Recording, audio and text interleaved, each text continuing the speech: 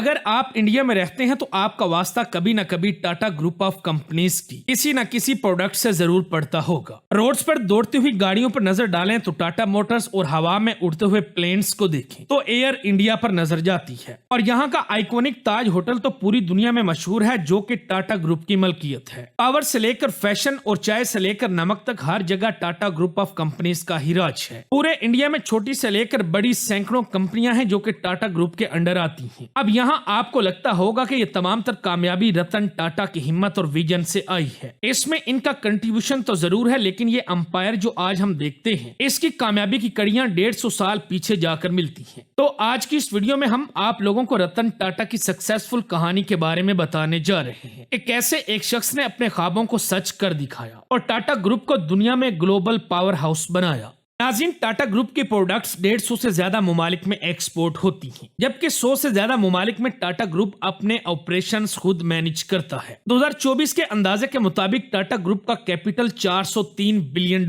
है। टाटा ग्रुप 24 से ज्यादा प्रोडक्ट्स या सर्विसेज में अपने पैर जमाए बैठा है। कामयाबी के इस सफर का आगाज रतन टाटा जी के दादा नहीं बल्कि परदादा जमशेद टाटा ने आज से 156 साल पहले सिर्फ 21,000 रुपए से किया था। जमशेद टाटा अपने वालिद के साथ कॉटन की ट्रेडिंग का काम किया करते थे। जब ये 29 साल के थे तो तब इन्होंने अपनी खुद की ट्रेडिंग कंपनी की बुनियाद रखी। जो कॉटन ये बेचते थे वो ज्यादातर एक्सपोर्ट होती थी और इसमें से कुछ टेक्सटाइल मिल्स खरीद कर कपड़े की सूरत में बेचती थी। इस तरह जमशेद टाटा को आइडिया आया कि कॉटन सेल करने के साथ साथ वो एक टेक्सटाइल मिल भी लगा लें, लेकिन मिल लगाने के लिए बहुत ज्यादा इन्वेस्टमेंट की जरूरत थी और इतने ज्यादा पैसे एक नए कारोबार में लगाना बहुत ज्यादा रिस्की था। उस वक्त चंज बोकली में एक ऑयल मिल काफी नुकसान में जा रही थी और आखिरकार ये बैंकक्रप्ट हो गई। इन्होंने सस्ते दामों वो ऑयल मिल खरीदी और इसको कॉटन मिल में कन्वर्ट करके चलाने लगे। इस मिल को इन्होंने अलेक्जेंड्रा का नाम दिया। 2 साल के बाद इन्होंने वो मिल जो के नुकसान में जा रही थी इसको प्रॉफिट में बेचा और एक नए मैन्युफैक्चरिंग प्लांट जितने पैसे जमा कर लिए। उस वक्त बंबई कॉटन की मार्केट का गढ़ हुआ करता था। जमशेद टाटा जी का अपना ताल्लुक भी बंबई से था, लेकिन इस सब के बावजूद इन्होंने अपनी नई कॉटन मिल बंबई से 770 किलोमीटर दूर नागपुर में स्टैब्लिश की। इस नई मिल को एम्प्रेस मिल का नाम दिया गया, जिस पर बंबई के लोगों ने इनको कॉटन की मार्केट से इतना दूर मिल बनाने पर बहुत ताने भी दिए। किसी को भी ये समझ नहीं आ रहा था कि जब बंबई कॉटन की मार्केट का हब है तो जमशेद टाटा ने नागपुर में ये मिल क्यों स्टैब्लिश की। लेकिन वक्त ने साबित किया कि जमशेद टाटा का ये फैसला बिल्कुल दुरुस्त था। पहली वजह यह थी कि रॉ मटेरियल यानी कि कॉटन की फसलें ज्यादातर नागपुर के करीब होती थी, जिसकी वजह से रॉ मटेरियल की सप्लाई का इनको कोई मसला नहीं होता था। दूसरी वजह वाटर की सप्लाई थी। कॉटन को कपड़ा बनाने के प्रोसेस के दौरान बहुत सारा पानी चाहिए होता है और नागपुर के पास कई दरिया और झीलें हैं, जिसकी वजह से पानी की सप्लाई का भी कोई मसला नहीं था। तीसरी और अहम तरीन वजह थी मजदूरों की फराहमी, क्योंकि बंबई जैसे शहरों में मजदूरों की डिमांड बहुत ज्यादा थी। इसी वजह से वहाँ अक्सर मजदूरों की शॉर्टेज रहती थी और शहर में कॉस्ट ऑफ लिविंग ज्यादा होने की वजह से वहाँ पर इनका रेट भी ज्यादा होता था। लेकिन नागपुर में बेरोजगारी ज्यादा होने की वजह से यहाँ रेट बहुत कम थे और मजदूरों की फराहमी उल्टा ज्यादा थी। अब क्योंकि इस एरिया में पहले कोई भी कॉटन मिल नहीं हुआ करती थी, इसी वजह से यहाँ के मजदूर ज्यादा ट्रेंड नहीं थे। मतलब ये कि इन पर बहुत ज्यादा मेहनत करने की जरूरत थी। जमशेद टाटा ने देखा कि वर्कर्स काम पर ज्यादा ध्यान नहीं देते और बात बात पर छुट्टी कर लेते हैं और अक्सर औकात ऐसा भी होता कि 20% से ज्यादा वर्कर्स छुट्टी पर होते थे। ये बात जमशेद टाटा को बहुत ज्यादा परेशान किए रखती थी, लेकिन इन्होंने इस मसले के हल के लिए 150 साल पहले एक ऐसा तरीका अपनाया जो आज के जदीद दौर में भी तस्वुर करना मुश्किल दिखाई देता है। इन्होंने वर्कर पर गुस्सा करने, डांटने और उनकी तनख्वाह काटने की बजाय उनको मजीद सहूलियात देने का फैसला किया। इन्होंने ऐसी स्कीम मुतारिफ करवाई कि इनकी फैक्ट्रीज के तमाम वर्कर्स को रिटायरमेंट के बाद पेंशन भी मिलेगी। इनकी मेडिकल इंश्योरेंस भी की गई और इनकी इंटरटेनमेंट के लिए स्पोर्ट्स डे और फैमिली डेज भी रखे गए। ज्यादा बेहतर परफॉर्म करने वाले वर्कर्स को सबके सामने इनामात से भी नवाजा जाता था। मजे की बात यह है कि इनकी ये स्कीम काम भी कर गई। वर्कर्स इस कंपनी को अपनी कंपनी समझकर काम करने लगे। जमशेद टाटा का मानना था कि इंडिया को मजबूत बनाने के लिए हर चीज का इंडिया में ही बनना बहुत जरूरी है और अपना यही मिशन लिए ये कोशिश करते चले गए। इन्होंने मजीद कंपनीज लगाना शुरू कर दी। उस वक्त सिल्क बहुत प्रीमियम कपड़ा समझा जाता था और इसमें सबसे ए क्लास सिल्क फ्रांस से इंपोर्ट होता था। फ्रेंच सिल्क वार्म पूरी दुनिया में बेहतरीन सिल्क प्रोड्यूस करने के लिए जाने जाते थे। जमशेद टाटा फ्रांस गए और वहां से फ्रेंच सिल्क वार्म की ब्रीड इंडिया में लेकर आए, लेकिन मसला ये था कि ये सिल्क यूरोप के क्लाइमेट में ही ही अच्छी प्रोडक्शन देने की काबिलियत रखती थी। इंडिया में इनका सरवाइव करना बहुत ज्यादा मुश्किल था, लिहाजा इन्होंने बेंगलोर में एक सिल्क फार्म कायम किया, जहां का माहौल इस खास सिल्क वार्म के लिए काफी बेहतर तो था, लेकिन मुकम्मल तौर पर परफेक्ट नहीं था। शुरुआत में इनको काफी मुश्किलात का सामना करना पड़ा, जैसा कि फ्रेंच सिल्क वार्म में अक्सर बीमारियां फूट पड़ती थी। इन मसलों को फिक्स करने के लिए पहली बार कंट्रोल्ड माहौल में सिल्क वार्म की फार्मिंग का कॉन्सेप्ट भी जमशेद टाटा ही लेकर आए। खुशकिस्मती से यह तजर्बा काम कर गया और इस तरह जमशेद टाटा ने सिल्क की सूरत में इंडिया को बेहतरीन सिल्क बनाने के काबिल बना दिया। आज इंडिया दुनिया के सबसे बड़े सिल्क प्रोड्यूसर्स में से एक है और ये सब इन पहले एक्सपेरिमेंट्स, इनोवेशंस और रिसर्च की वजह से मुमकिन हो पाया है। उस वक्त इंडिया में ब्रिटिश ईस्ट इंडिया कंपनी और फ्रेंच ईस्ट इंडिया कंपनी का राज था। जमशेद टाटा ने फ्रेंच ईस्ट इंडिया कंपनी को टारगेट किया और 1885 में एक कंपनी बनाई जिसका मकसद सिर्फ और सिर्फ इंडियन टेक्सटाइल्स को फ्रेंच कॉलोनी के बीच इंट्रोड्यूस कराना था, लेकिन ये आइडिया कम डिमांड की वजह से कामयाब नहीं हुआ। कॉटन के अलावा ये अपना नेटवर्क और भी बढ़ाना चाहते थे। ये चाहते थे कि इंडिया में जो भी चीजें इस्तेमाल होती हैं वो मुकम्मल तौर पर इंडिया में ही तैयार की जाएं। इनके टोटल 4 ख्वाब थे: आयरन और स्टील की मैन्युफैक्चरिंग, होटल, एजुकेशन और हाइड्रो इलेक्ट्रिक पावर प्लांट। लेकिन होटल ही वो ख्वाब था जिसको ये मुकम्मल तौर पर पूरा होता हुआ देख पाए, और ये था ताजमहल होटल, जो कि 1903 में तैयार होकर मुकम्मल हुआ था। जब ताजमहल होटल पहली बार खोला गया तो ये इंडिया का पहला होटल था जिसमें बिजली का कनेक्शन था। उस दौर में ब्रिटिशर तेजी से पूरे ब्रिटिश इंडिया में रेलवे नेटवर्क बिछा रहे थे, जिसमें लगने वाला हजारों लाखों टन लोहा ब्रिटेन से इंपोर्ट किया जाता था। जमशेद टाटा का ख्वाब था कि ये इंडिया में ही स्टील मैन्युफैक्चर करें, लिहाजा जमशेद टाटा ने स्टील बनाने के लिए पूरे इंडिया में लोहे के जखायर को ढूंढना शुरू कर दिया और इनकी ये तलाश 17 साल तक जारी रही। बिलाखिर बंगाल में आयरन रिजर्व मिल गए। 1899 में वहां पर स्टील प्लांट का आगाज कर दिया गया, लेकिन बदकिस्मती से स्टील बनते हुए देखना जमशेद टाटा के नसीब में नहीं था और यूं 1904 में जमशेद टाटा की डेथ हो गई और इनके अधूरे मिशन को आगे बढ़ाने के लिए इनके बेटे दुर्राब जी टाटा को मैदान में आना पड़ा। इसी मिशन को आगे बढ़ाते हुए 1907 में iron and steel company establish कर दी गई, जिसे आज टाटा स्टील के नाम से जाना जाता है। ये एशिया का सबसे पहला स्टील प्लांट था। दुर्राब टाटा की सरबराही में टाटा ग्रुप मजीद तेजी से तरक्की करने लगा। 1910 में टाटा पावर के नाम से इंडिया की पहली हाइड्रो इलेक्ट्रिक कंपनी स्टैब्लिश की गई, जहां पर नेचुरल वाटरफॉल्स और आर्टिफिशियल लेक्स की मदद से इलेक्ट्रिसिटी जनरेट होने लगी और कई बड़ी इंडस्ट्रीज को इसी पावर प्लांट की तरफ से बिजली सप्लाई करना शुरू कर दी गई। उस वक्त क्योंकि साइंस पूरी दुनिया में तेजी से तरक्की कर रही थी और टाटा ग्रुप इंडिया को किसी सूरत पीछे नहीं देखना चाहता था, इसलिए इन्होंने Indian institute of science Bangalore की बुनियाद रखी ताकि साइंस और रिसर्च की फील्ड में दुनिया का मुकाबला किया जा सके। इसी इंस्टीट्यूट ने इंडिया को अपना पहला कंप्यूटर और पहला एयरक्राफ्ट बनाने में काफी मदद की। टाटा ग्रुप खुद ही तरक्की नहीं कर रहा था, बल्कि ये वर्कर्स के लिए ऐसी फैसिलिटीज ला रहा था जिसे दुनिया में कोई भी और कंपनी नहीं अपना रही थी। वर्कर्स की शिफ्ट को 8 घंटे तक महदूद किया गया ताकि ये जल्दी से फारिग होकर घर वापस जाएं और अपनी फैमिलीज के साथ वक्त गुजारें। आज टाटा ग्रुप की यह पॉलिसी, जो आज से 100 साल पहले मुतारिफ करवाई गई, पूरी दुनिया में काम कर रही है। यहाँ पर दुर्राब टाटा की जिंदगी का भी इख्तिताम हो जाता है, यानी 1932 में इनकी भी मौत वाक़या हो जाती है। दुर्राब जी के बाद टाटा ग्रुप की जिम्मेदारियां इनके एक फैमिली मेंबर JRD टाटा के हाथों में आ गई। JRD टाटा एविएशन में एक्सपीरियंस रखते थे, इसलिए कंट्रोल संभालते ही इन्होंने इरादा कर लिया कि ये इंडिया को अपनी एयरलाइन देंगे। JRD टाटा ने टाटा एयरलाइंस की बुनियाद रखी, जो कि किसी इनकलाब से कम नहीं थी। भारत को अपनी एयरलाइन मिल चुकी थी, जिसकी पहली फ्लाइट को खुद as a pilot JRD Tata ने उड़ाया और इंडिया के पहले कमर्शियल पायलट होने का एजाज भी अपने नाम कर लिया। लेकिन 1947 में आजादी मिलने के बाद इंडिया में मौजूद काफी इंडस्ट्रीज को इंडियन सरकार ने अपने कब्जे में ले लिया, जिसमें टाटा एयरलाइन भी शामिल थी, जिसका नाम बाद में बदलकर एयर इंडिया रख दिया गया। अब बारी थी केमिकल इंडस्ट्री की। JRD टाटा ने महसूस किया कि भारत में केमिकल इंडस्ट्रीज तो मौजूद हैं, लेकिन इनको अपने काम पूरे करने के लिए ज्यादातर इंपोर्टेंट केमिकल्स दूसरे मुमालिक से इंपोर्ट करने पड़ते हैं, जैसा कि ग्लास और सरफ जैसे प्रोडक्ट्स बनाने के लिए कास्टिक सोडा और सोडा ऐश की जरूरत थी, मगर ये केमिकल्स इंडिया में प्रोड्यूस नहीं किए जाते थे, इनको दूसरे मुल्कों से इंपोर्ट किया जाता था। इसी वजह से 1939 में टाटा केमिकल्स के नाम से एक कंपनी खोली गई, जो इंडिया के लिए तमाम केमिकल्स खुद प्रोड्यूस करती थी। इस कंपनी ने फर्टिलाइजर और दूसरे सेक्टर्स में इंडिया को ग्रो करने में काफी मदद फराहम की। इसके बाद एक बार फिर से JRD टाटा ने ट्रांसपोर्टेशन का रुख इख्तियार किया। ट्रक्स और इंजन बनाने वाली एक कंपनी की शुरुआत की, जिसे आज हम टाटा मोटर्स के नाम से जानते हैं। टाटा मोटर्स कई मॉडल्स की कार्स, ट्रक्स और दूसरे व्हीकल्स बनाता है। टाटा मोटर्स आज भी इंडिया की मोटर इंडस्ट्री में एक बड़ा नाम है। इसके बाद 1960 में जब कंप्यूटर्स और टेक्नोलॉजीज की तरफ दुनिया बढ़ने लगी तो टाटा ग्रुप भी पीछे ना रहा। इन्होंने इंडिया की सबसे पहली सॉफ्टवेयर और आईटी कंपनी टीसीएस यानी टाटा कंसल्टेंसी सर्विस बना दी। 1984 में जेआरडी टाटा ने महसूस किया कि भारत में लोग चाय बहुत शौक से पीते हैं। टाटा ग्रुप ने चाय की डिमांड को पूरा करने के लिए भी कदम उठाया, लिहाजा इन्होंने टाटा टी के नाम से एक कंपनी शुरू की और ये कंपनी दुनिया की चाय बनाने वाली कंपनीज में आज एक बड़ा नाम है। इसके साथ साथ जेआरडी टाटा अब बूढ़े हो चुके थे, इसलिए इन्होंने बिजनेस की कमांड संभालने के लिए अपनी जिंदगी में ही अपने एक फैमिली मेंबर को यूएसए से इंडिया बुला लिया। ये फैमिली मेंबर कोई और नहीं बल्कि सर रतन टाटा जी थे। शुरुआत में रतन टाटा को सिर्फ टाटा स्टील में जिम्मेदारियां दी गई और इन्होंने टाटा स्टील को लॉस से निकालकर प्रॉफिट तक पहुंचा दिया। जेआरडी टाटा बहुत इंप्रेस हुए और इसी वजह से इन्होंने 1991 में रतन टाटा को टाटा ग्रुप का चेयरमैन बना दिया। रतन टाटा क्योंकि मॉडर्न दौर के आदमी थे, इसलिए ये हर चीज में टेक्नोलॉजी का इस्तेमाल करना चाहते थे। इन्होंने चेयरमैन बनते ही ये सोचा कि टाटा मोटर कार्स और ट्रक्स तो बनाता ही रहा है, लेकिन आज भी कोई एक ऐसी गाड़ी नहीं जिसकी कंप्लीट मैन्युफैक्चरिंग इंडिया में होती हो, यानी कुछ ना कुछ पार्ट्स बाहर के मुमालिक से इंपोर्ट करने पड़ते थे। इसलिए टाटा मोटर्स ने एक नया कार मैन्युफैक्चरिंग प्लांट लगाया और 1998 में इंडिया की पहली कार इंडिका को लॉन्च किया गया। रतन टाटा की सरबराही में टाटा ग्रुप ने दुनिया के मशहूर ब्रांड्स को खरीदना शुरू कर दिया। टाटा ने उस वक्त की मशहूर टी कंपनी टेटले टी को एक्वायर कर लिया।